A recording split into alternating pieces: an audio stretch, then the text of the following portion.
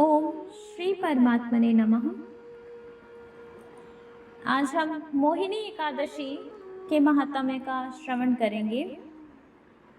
सूर्य पुराण में वैशाख मास के शुक्ल पक्ष में आने वाली मोहिनी एकादशी की महिमा वर्णन है। महाराज युधिष्ठिर ने भगवान श्री कृष्ण को पूछा, हे जनार्दन, वैशाख मास के शुक्ल पक्ष में आने वाली एकादशी का नाम क्या है? इस व्रत का पालन कैसे करें? इसे करने से क्या पुण्य प्राप्त होता है? कृपया विस्तार से कहिए। भगवान श्री कृष्ण ने कहा, हे धर्मपुत्र, ध्यान से सुनिए। जो कथा वशिष्ठ मुनि ने प्रभु रामचंद्र को सुनाई थी, वह मैं आपको कहता हूँ। पूर्व काल में प्रभु रामचंद्र वशिष्ठ महाराज को पूछने लगे, हे आदरणीय ऋषिवर, सीता जी के विरह से मैं अत्यंत निराश हूँ। कृपया आप हमें ऐसा व्रत बताइए जिसके प्रभाव से सब पापों से और दुखों से मुक्ति मिले। प्रभु रामचंद्र जी के आध्यात्मिक गुरु वशिष्ठ जी ने कहा, प्रिय राम, आप बहुत बुद्धिमान हैं।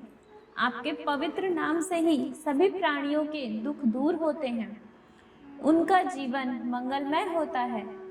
फिर भी सभी जीवों के उद्धार के लिए पूछा गया यह प्रश्न प्रशंसनीय है। अब मैं आपको इस व्रत की विस्तार पूर्वक कथा कहता हूँ। वैशाख मास के शुक्ल पक्ष में मोहिनी एकादशी आती है। वो बहुत ही मंगल कारक है। इस व्रत के पालन से व्यक्ति संसार के दुखों से, अनेक पापों से तथा भौतिक भ्रम से मुक्त होता है।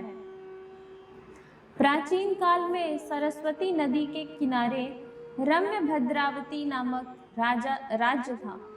धृतिमान नामक राजा वहां राज्य करता था। चंद्रवंश में जन्मा यह राजा सहिष्णु और सत्यवादी था।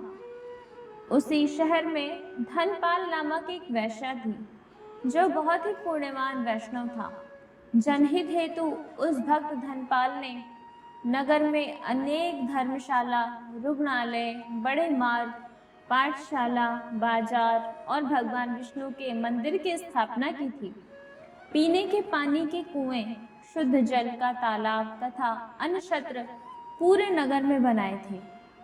इस प्रकार जन कल्याण के लिए अपने धन का उपयोग योग्य तरीके से करते हुए अपना नाम धनपाल सचमुच सार्थक किया। सबका हित चिंतने वाला, सबके ऊपर प्रेम रखने वाले इस वैष्णव के 5 पुत्र थे।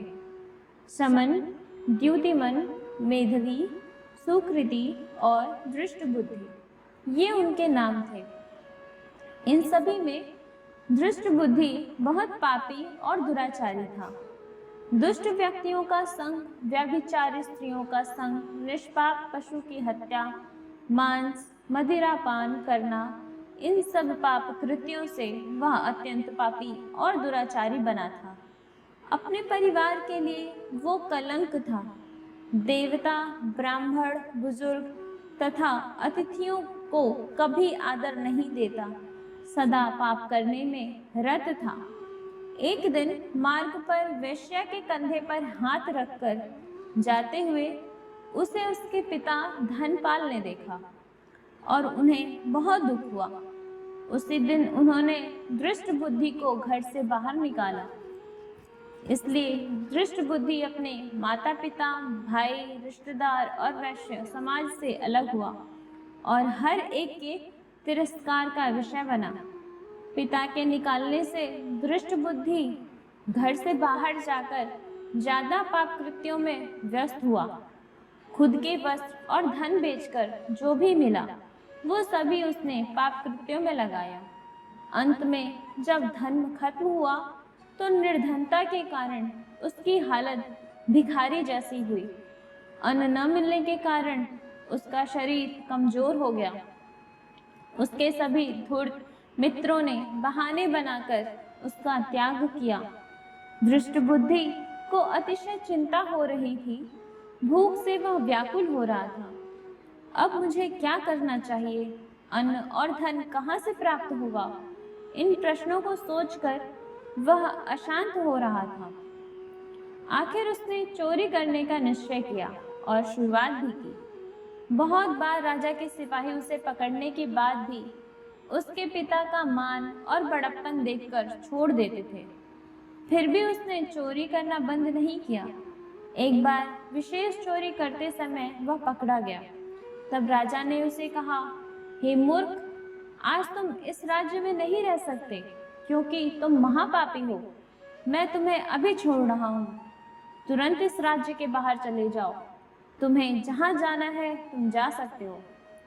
फिर से सजा मिलने के भय से दुष्ट बुद्धि राज्य के बाहर गहन वन में गया। अविवेक के कारण निष्पाप प्राणियों की हत्या करके उनका कच्चा मांस वह खाने लगा। किसी शिकारी की भांति हाथ में धनुष लेकर वह वन में पाप कृत्य करते भटकने लगा। दृष्ट बुद्धि हर समय दुखी और चिंतित रहता, परंतु एक दिन उसके पिछले जन्म के पुण्य कर्म के प्रभाव से वह एक ऋषि के आश्रम में पहुंचा। उस आश्रम में कौंडिन्य नामक बड़े तपस्वी रहते थे। वह श्राद्ध मास था और कौंडिन्य मुनि गंगा स्नान से लौट रहे थे। दुखों से परेशान दृष्ट बुद्धि ने अनजाने में ऋषि के वस्त्र से टपकते जल को स्पर्श किया और आश्चर्य, वह अपने सभी पापों से मुक्त हो गया। उसी समय उसने ऋषि को दंडवत प्रणाम करके विनम्रता से पूछा, हे ऋषिवर, मैं बहुत पापी व्यक्ति हूँ। ऐसा कौन सा भी पाप नहीं है जो मैंने नहीं किया हो। कृपया ऐसा व्रत बताइए जिसके प्रभाव से मैं सभी पापों से मुक्त हो जाऊं। अपर्याय पाप कृत्यों के कारण मैं अपने कुटुंब से, मित्रों से, समाज से दूर हो गया हूँ। साथ ही मैं मानसिक दुख के खाई में गिरा हूँ। यह सब सुनते ही पर दुखी होने वाले कौंडिन्य ऋषि ने कहा, सुनो, मेरु पर्वत से भी अधिक प्रचंड पापों की राशि को नष्ट करने वाले व्रत के बारे में मैं तुम्हें कहता हूँ। उस व्रत के पालन से कुछ ही क्षणों में तुम्हारे पापों का नाश हो जाएगा। वैशाख मास के शुक्ल पक्ष में आने वाली एकादशी का पालन करते ही तुम सभी पापों से मुक्त हो जाओगे। ऋषि के आदेश से दृष्ट बुद्धि ने इस व्रत का कठोर पालन किया।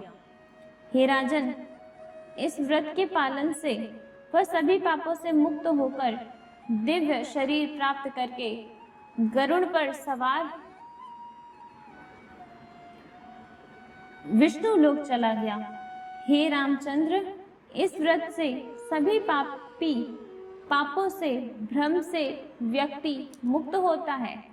इस व्रत से प्राप्त होने वाला फल तीर्थों में स्नान करने से अथवा यज्ञ करने से प्राप्त होने वाले से भी श्रेष्ठ है।